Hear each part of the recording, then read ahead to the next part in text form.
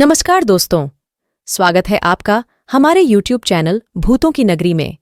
एक बार जब अनया ने रावण के शापित आभूषण को उसके गुप्त स्थान पर वापस रखा और एक पवित्र अनुष्ठान किया, तो उसने सोचा कि उसकी यात्रा समाप्त हो गई है। लेकिन शांति केवल अस्थायी थी। अंधेरे में छुपे एक नए रहस्य ने उसे फिर से खींच लिया। कुछ समय बाद अनया ने अपने संग्रहालय में एक प्राचीन शिलालेख खोजा, जो लंका के खंडहरों के बारे में था। शिलालेख में लिखा था कि रावण के आभूषण की शक्ति केवल एक बार के लिए सक्रिय नहीं थी, बल्कि उसकी ऊर्जा और आत्माओं का प्रभाव लंबे समय तक जारी रहता था। शिलालेख में यह भी बताया गया था कि आभूषण को शांति देने के लिए एक विशेष प्रकार की अनुष्ठान प्रक्रिया की आवश्यकता होती है, जिसे अभी तक पूरा नहीं किया गया था। अनया ने सोचा कि उसने रावण के आभूषण को सही जगह पर वापस रखकर सभी समस्याएं हल कर दी हैं। लेकिन अब उसे एहसास हुआ कि कुछ चीजें अधूरी रह गई थीं। उसने शिलालेख को गंभीरता से लिया और एक बार फिर से लंका की ओर लौटने का फैसला किया, यह जानने के लिए कि क्या वास्तव में कुछ छूट गया था। जब वह लंका के खंडहरों में पहुंची, तो उसने पाया कि वहां का वातावरण और भी अंधेरा और खतरनाक हो गया था। कुछ पुरानी सुरंगों और गुफाओं की खोज करते हुए उसने एक नई गुफा खोजी, जिसमें एक पुराना और अजीब सा प्रतीत होने वाला दरवाजा था।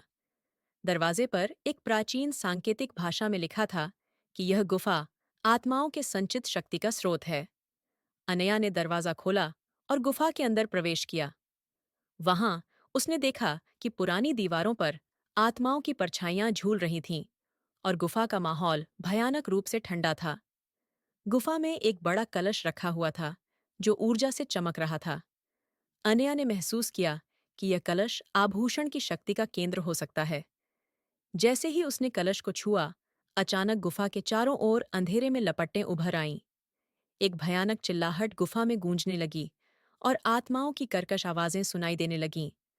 अनया ने महसूस किया कि आत्माएं एक बार फिर से जाग उठी थीं और उनका क्रोध अब और भी अधिक बढ़ गया था।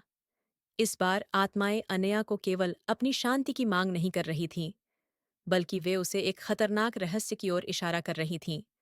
उन्होंने एक प्राचीन पांडुलिपि की ओर इशारा किया, जिसमें बताया गया था कि आभूषण की शक्ति केवल तब समाप्त हो सकती है जब इसे सही ढंग से एक विशेष वेदी पर रखा जाए और एक विशेष मंत्र का उच्चारण किया जाए। अनया ने पांडुलिपि को ध्यान से पढ़ा और समझा कि उसे एक गहरी और पुरानी वेदी पर जाना होगा, जो लंका के खंडहरों में छुपी हुई थी। उसने इस वेदी को खोजने का संकल्प लिया और गुफा से बाहर निकलने की कोशिश की। लेकिन जैसे ही उसने गुफा छोड़ी, उसने देखा कि अंधेरे में एक भूतिया आकृति उसकी राह रोक रही थी। आकृति का चेहरा क्रोध और नफरत से भरा हुआ था और उसकी आंखें जैसे अनया की आत्मा को भेदने लगी थीं। अनया ने अपनी पूरी शक्ति को एकत्र करके वेदी की खोज में निकली। उसकी यात्रा कठिन और खतरनाक थी, लेकिन अंततः उसने एक पुरानी वेदी को खोज लिया। वेदी पर एक विशेष चिन्ह अंकित था, जो पांडुलिपि में वर्णित था।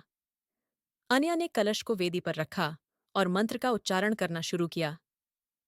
जैसे ही उसने मंत्र को पूरा किया, एक चमकदार ऊर्जा ने वेदी को घेर लिया और आत्माओं की चिल्लाहट धीरे धीरे शांत होने लगी। अनया ने महसूस किया कि आभूषण की शक्ति अब समाप्त हो गई है और आत्माओं को शांति मिल गई है। लंका के खंडहरों में एक बार फिर से शांति लौट आई।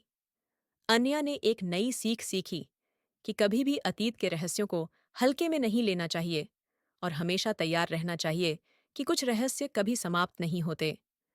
उसने अपने अनुभवों को एक किताब में लिखा और दुनिया के सामने लाया, ताकि लोग इस अंधेरे इतिहास को समझ सकें और अपने जीवन में सतर्कता बरत सकें।